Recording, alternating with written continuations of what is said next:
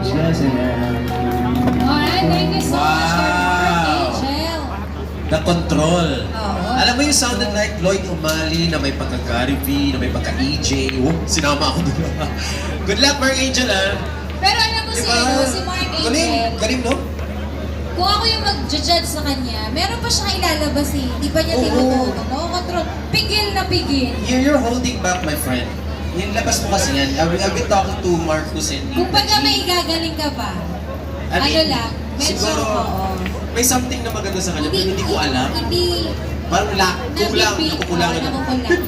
Pero ang ganda ng timbre ng boses. How are you? Kailangan lang, practicein mo siya, diba? Ibigay mo yung ano, yung talagang, Inansing. para dun sa, para Kaya kong iwan. What? You have to widen your mouth. Sabi siya, ang hirap yung ginagawa niya, no?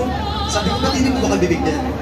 Dito siya sasamba. Hindi ba kaiba? Difference na. Just open your mouth. Feeling ko yan ang kulang sa yung enunciate the word. Parang Jesus or gusto. Kung kaya ko, ganun siya pala.